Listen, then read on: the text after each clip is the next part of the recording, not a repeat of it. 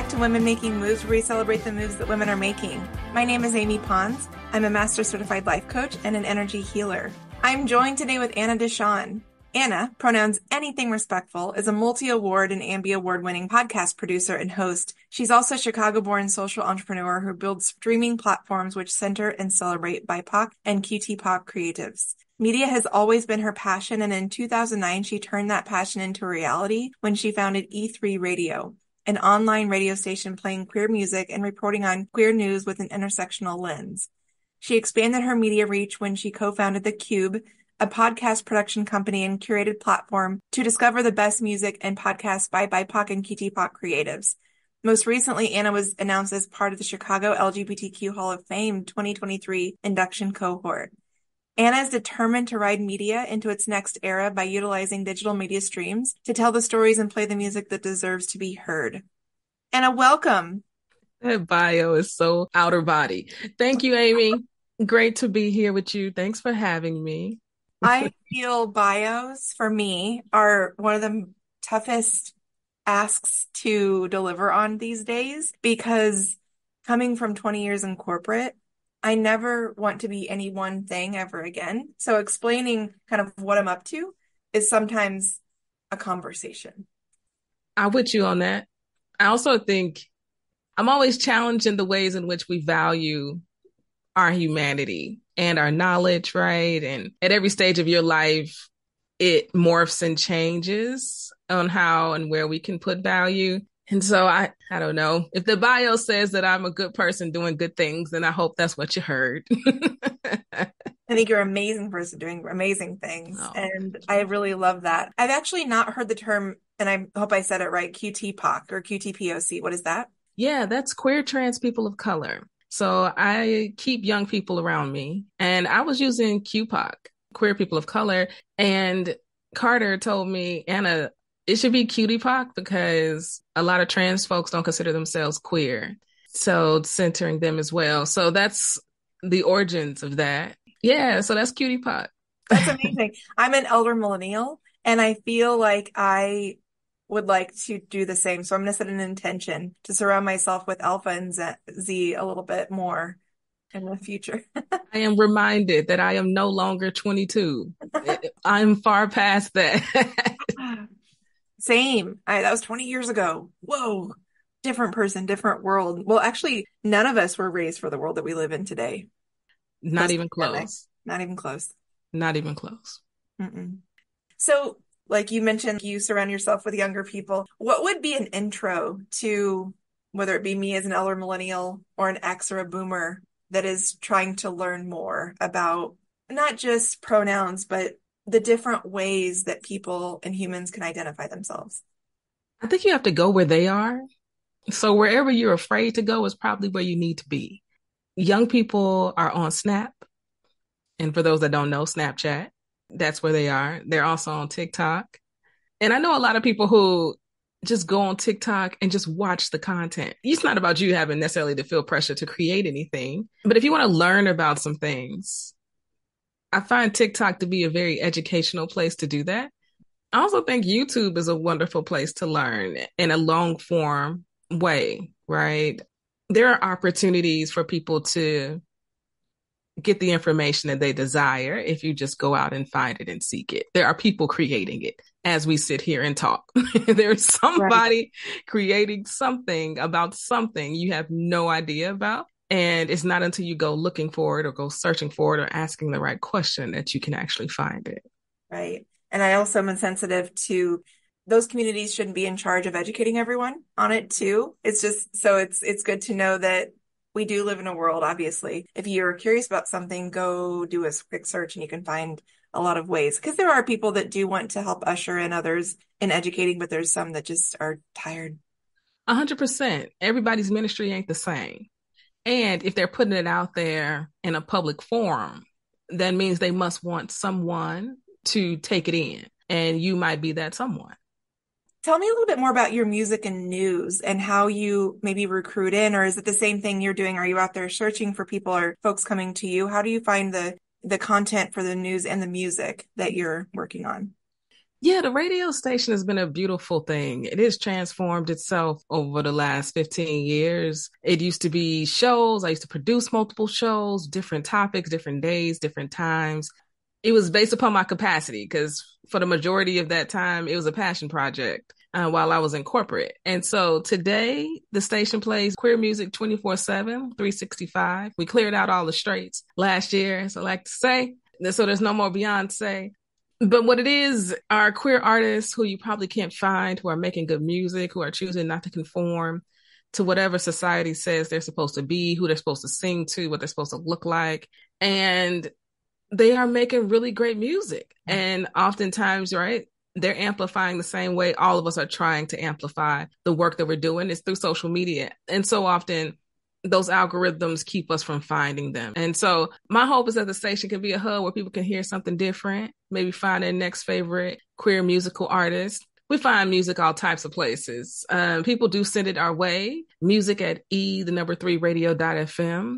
You can send your tracks there for us to review. People also send us DMs on social, but then we're also just out here. We out here and looking for music as well. And so that's how we've curated this library we have today. And as far as news is concerned, I have trusted news outlets that I go and source news from. I also have people that send me text messages. Anna, have you heard about this? We also have a queer news tip line that I started a little bit ago to gather news from people where things that are happening locally for them that don't make a news cycle or a blog, but it's important to their community, to them. And I want to report on that too. I find that there's so much good happening and we don't see the good enough. And so sourcing stories that way, sourcing music that way, but I'm a strong believer in manifestation. And so everything that's happening today are things that I have desired to have happen. So grateful for where we are today and how these businesses exist in the world.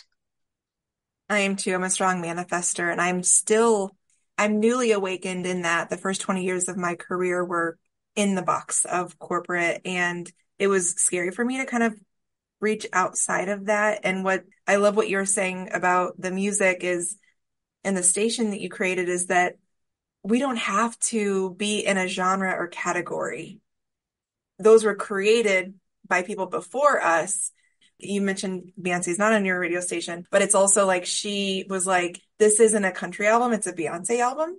And it's like, awesome. It's not by the industry's categories or standards. It's hers. So everything that you're doing, this is the Anna media empire. Yes. Like that. It's not conforming to anything that's already been created. You're paving it, which is pretty awesome. So is there an E3 top 10 right now that we should know about artists? It's so funny you say that. One of my goals and dreams is to have an E3 Radio Top 100 list coming very soon. I'll say my top 10, and we can also just begin manifesting a program director who would be able to manage all of that. Anna, there is such a divine reason this came up in this moment, space, and time. So I feel that this is part of the manifestation. Let's do it, because I would love someone to do that, right? This is happening live. Yeah. I love music, but let's be very clear. I love doing the podcast and the news far more. What I've learned is that you just can't be everything at all times. But for me right now, Win Starks is probably one of my favorite queer artists out there. He was on America's Got Talent. And he has a beautiful song called Who I Am. And that's definitely one of my faves. So Win Starks is at the top of the list. Big Frida's at the top of the list. She just performed with a Philharmonic, I think. Bounce music to orchestra. I was like, you better move it, Big Frida. I am not mad at you right now. So Big Frida's probably at the top of the list as well. Mnek, Mnek. He's fantastic. Love his vocal range. Duran Bernard. So crazy talented. You sing backup for Erykah Badu. There's a duo out of DMV, Boom Scat. They're fantastic, Asha and Patience. I didn't give you 10, but that's some. That's a really great start that we have several that we can tune into. And E3 Radio, how do we find it? It's on our website today, E3radio.fm. And we're working on getting it inside of my other venture, the Qube, and into the mobile application for that as we build it. And so that it's in people's hands to listen to on the go. So coming soon. What other moves are you excited to be making that you'd like to talk about a little bit? I'm excited about the speaking engagements that have been coming my way. It's interesting. I produce a couple pods, and one of the pods is Second Sunday, and we had Bishop Yvette Flunder on. And she said she believes people come from eternity into time and then return back to eternity. And she explained that, she feels, how are some people just naturally cooks and you didn't have to teach them anything and can just naturally sing or just naturally artists, and no one had to show them anything. It was just in them to be who they were, And so when I was younger, speaking was just easy. I was asked to speak all the time, everywhere I went. And it was just something that came so naturally. And so I'm just really excited about the speaking engagements that have been coming my way, having the opportunity to share queer history with folks. I had that speaking engagement recently, and that was just so enriching, because if you don't know where you've come from, then you absolutely can't know where you're going to go. Otherwise, you'll make the same mistakes.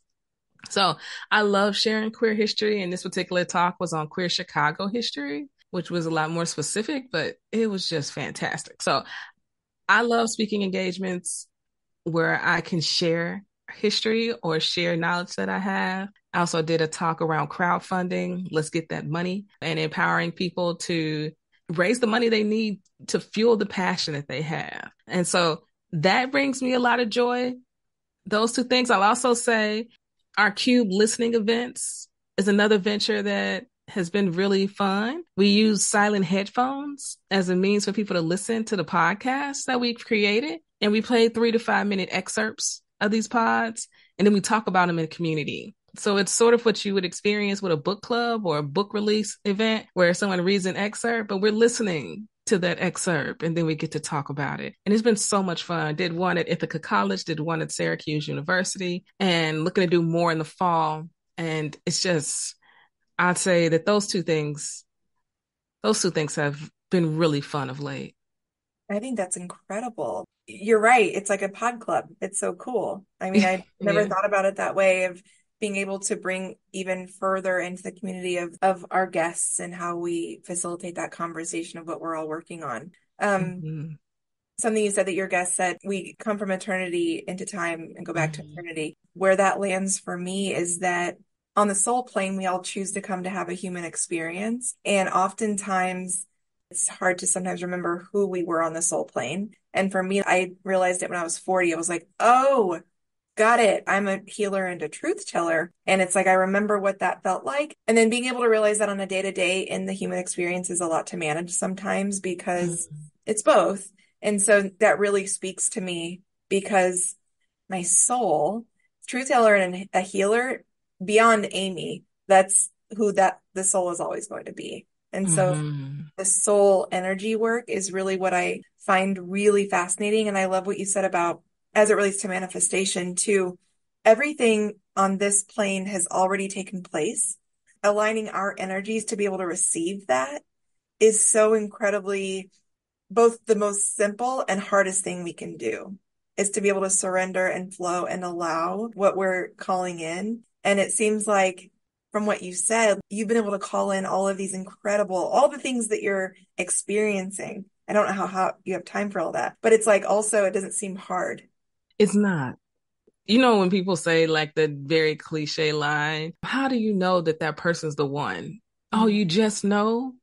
It's so cliche. And yet it's so real and fitting. I feel that about my life partner. It wasn't hard. It wasn't difficult.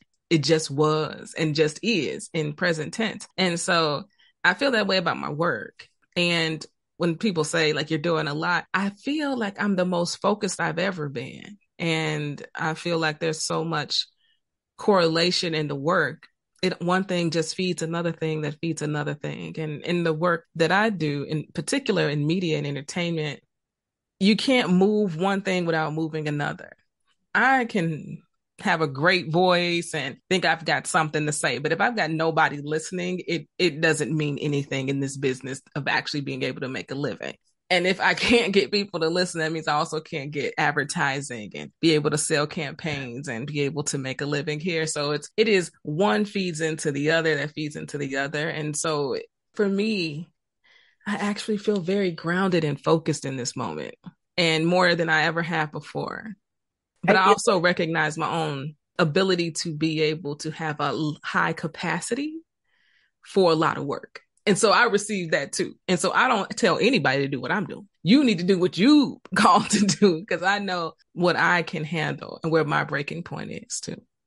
It gets to be both. It's so soul aligned.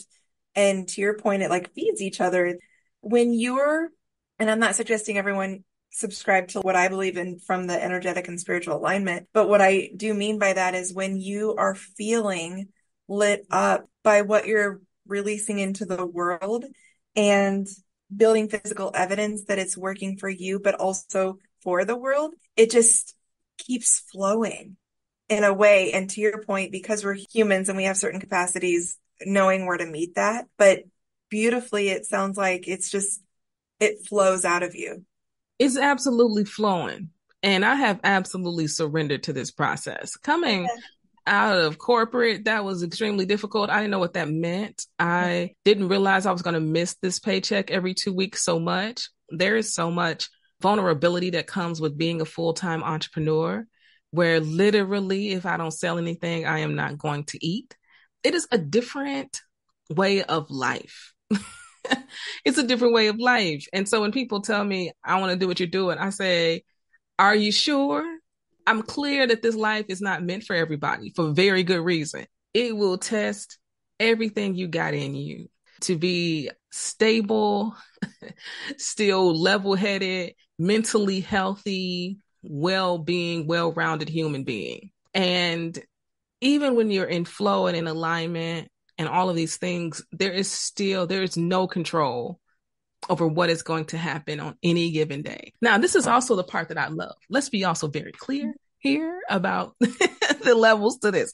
I love that my everyday is not the same. I love that I get to dictate my day. I love the liberation and the freedom that I've been able to experience living this particular life. And that all comes with a cost. And are you willing to continue to pay that cost for everything else that comes with it? Also, I tell folks that I've had the highest highs in the last 3 years that I have been a full-time entrepreneur. Some of the things that I've been able to achieve, I hadn't even dreamt about, right? And I try to make it as clear as I can that I have also been the lowest I have ever been on this entrepreneurial journey, that I didn't know I could get that low. And so being able to find a balance where I can still function every day in an even keel, you definitely have to find your practice to finding balance while you're out here trying to pursue your zone of genius every single day. Mm-hmm. I couldn't have said it better. And I was in a place 2 years ago that I could have kept going in corporate, and I chose to have my own back. I wasn't okay. I was never okay. I never felt good. I was never safe. And something that rang in my mind was that, yes, the every 2 week paycheck is awesome. Yes.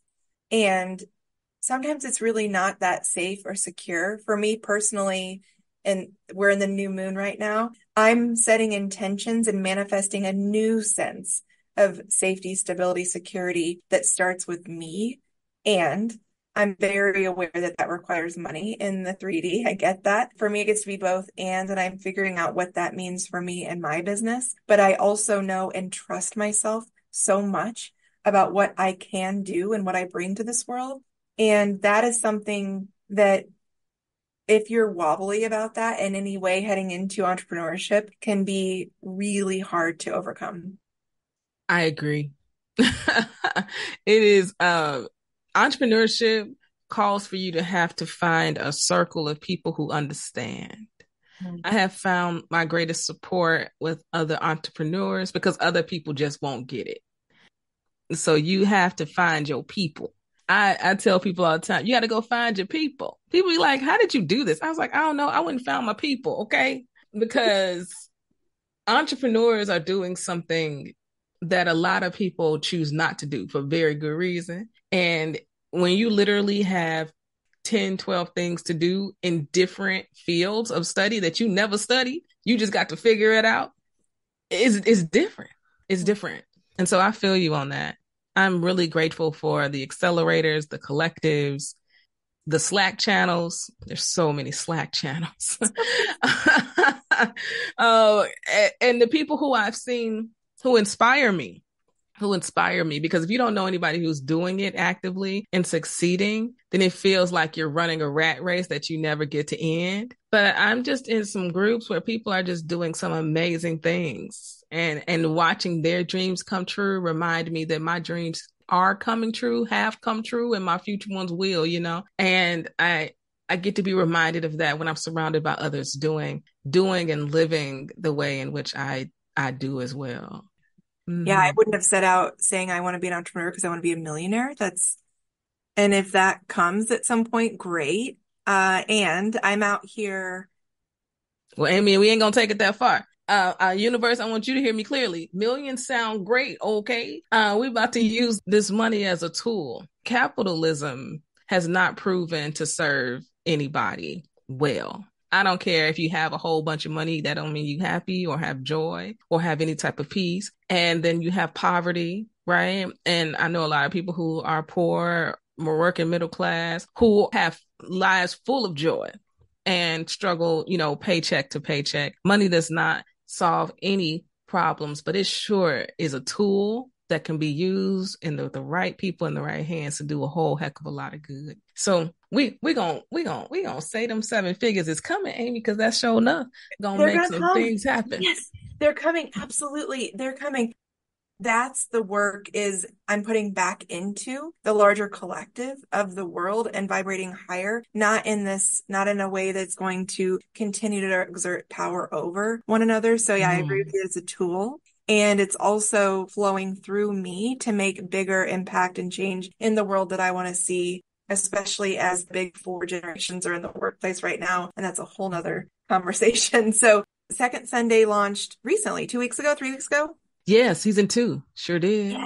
So I want to read a post that you made recently about Second Sunday, and I want to hear your thoughts more about this because it's really cool based on what we've been talking about too. So I'm so grateful to be a storyteller. I consider it an immense honor and privilege to tell people's stories. When people trust you with their voice and lived experience, you really must handle it with care.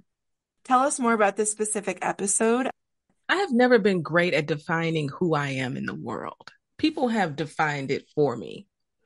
And I've needed that. And so I have welcomed that. I have asked people, name 3 things you think, when you think of Anna, what are 3 things you think about?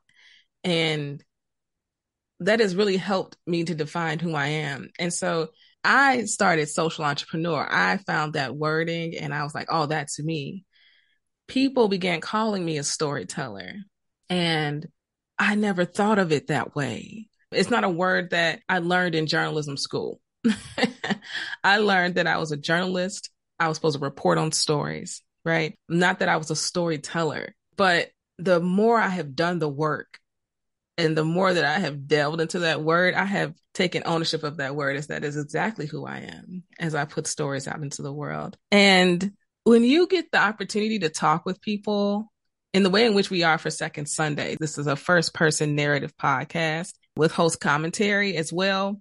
You just get to learn so much about people that you don't get from a 4-sentence bio, especially since we're talking about something very specific, which is about being Black and queer in the Black Christian church.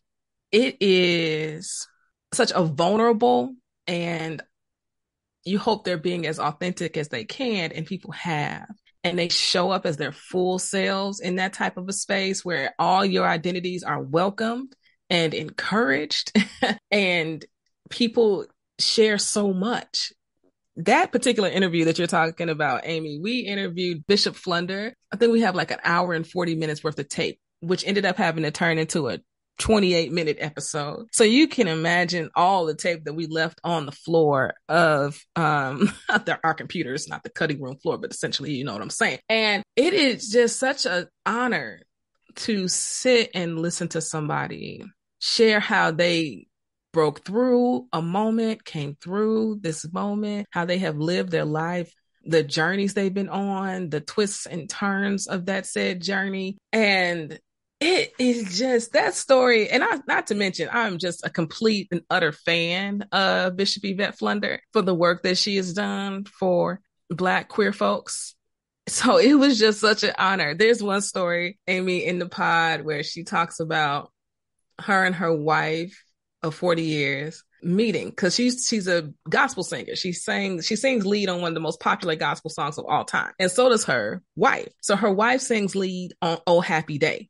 Oh, happy day. Her wife sings that. And she sings the lead on Thank You, Lord. Thank you, Lord, for all you've done for me. So she sang that. And so they have a prolific voice in gospel music. And they talk about how they sang with the Hawkins singers. She brings up the fact that they used to sing this duet together.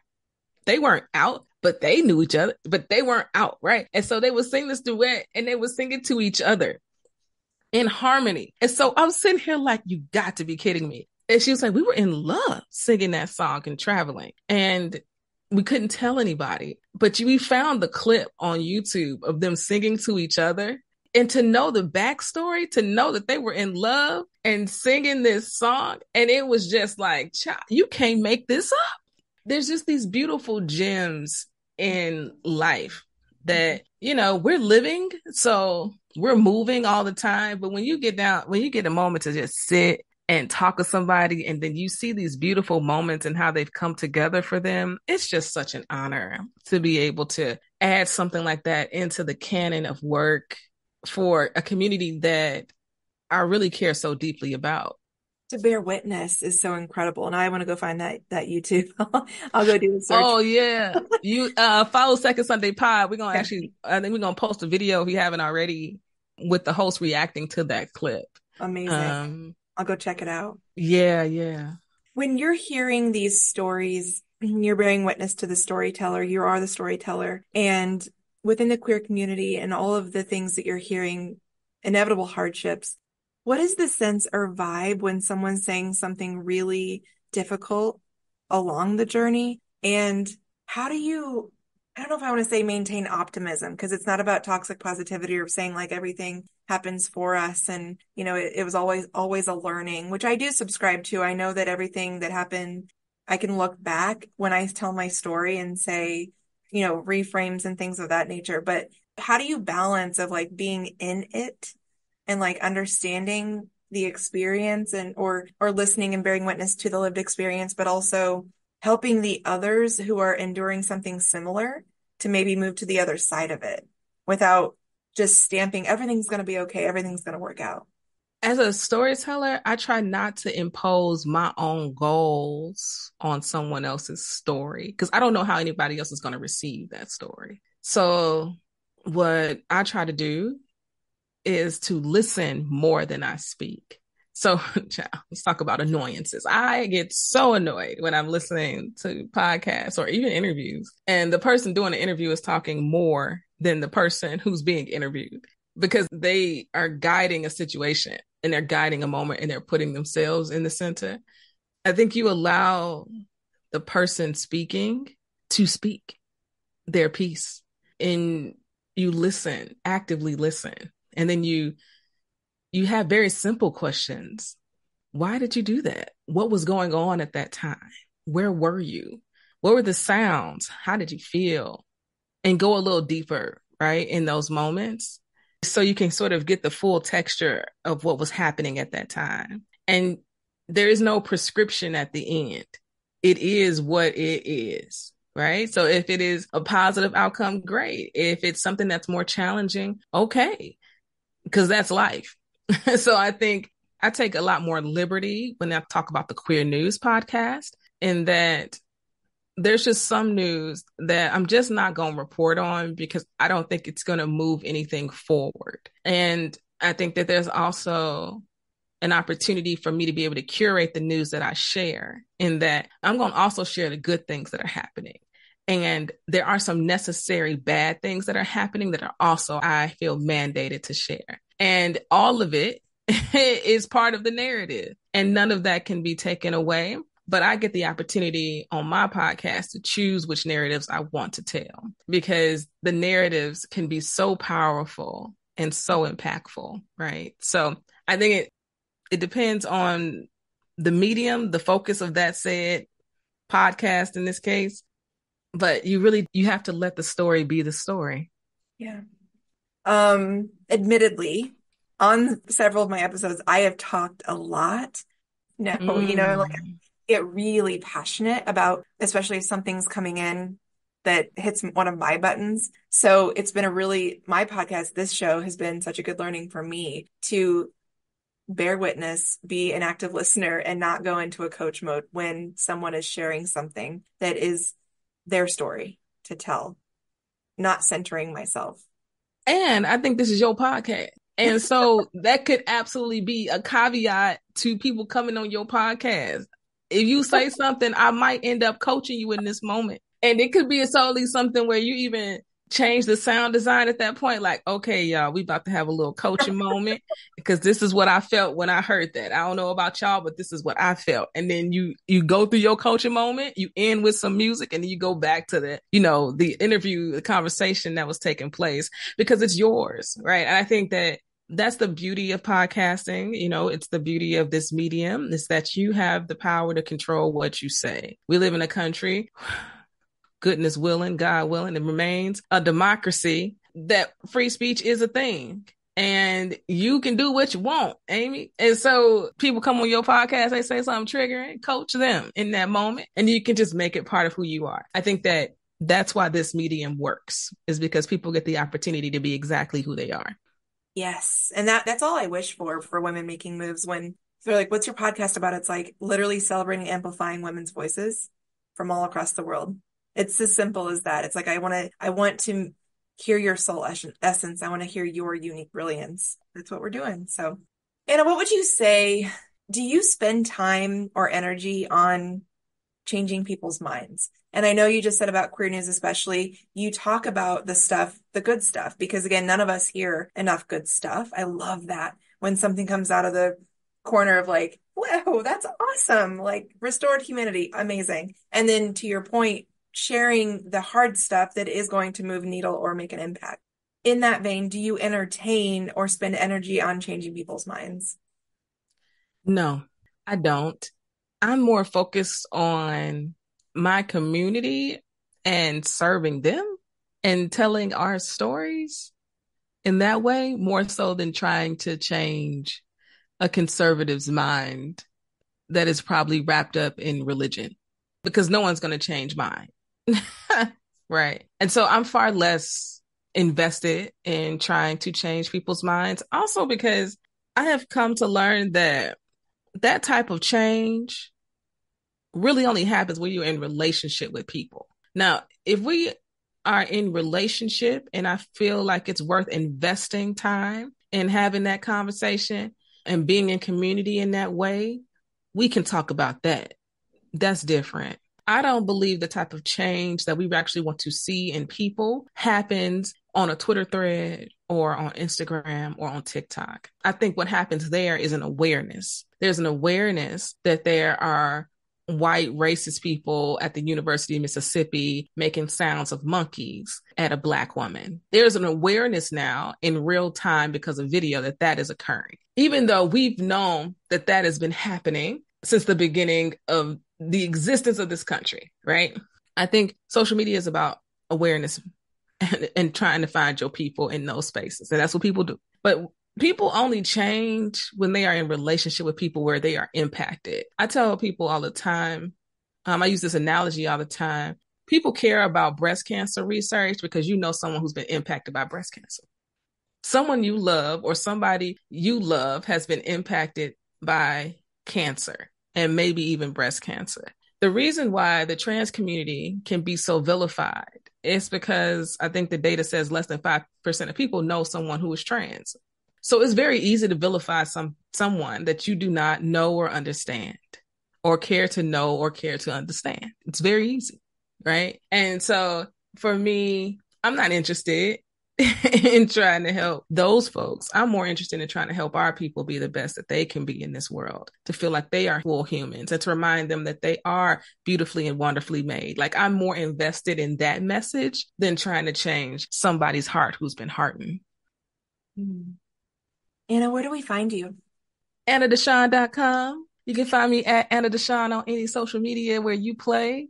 And you can tap into my podcast, the Queer News Podcast, on wherever you listen to podcasts. And you can also follow Second Sunday Pod and get into that. We've got a lot of other pods. And something we didn't talk about much, but if you're interested in finding the best Black and Brown podcast out here, go visit the Qube, TheQube, where you can go discover, listen, and support your next favorite BIPOC podcast.